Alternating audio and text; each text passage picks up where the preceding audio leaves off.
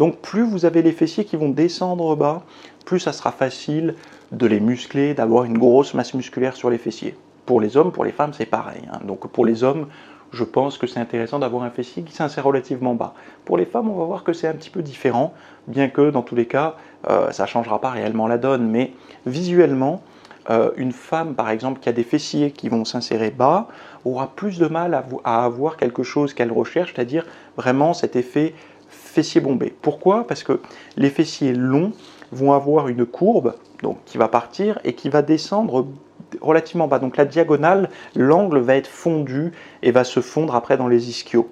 Donc en règle générale, si on a un fessier long qui descend relativement bas sur le fémur, on va avoir un ischio court.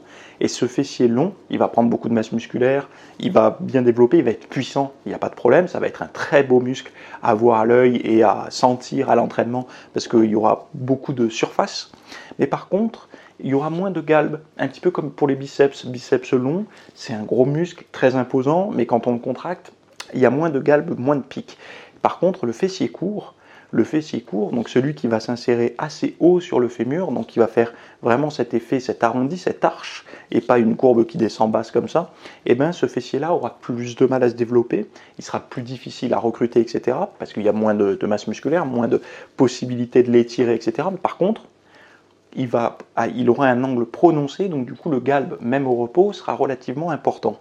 Donc c'est vrai que beaucoup de femmes, souvent ce qu'elles veulent, c'est, on l'entend, avoir un petit cul remonté.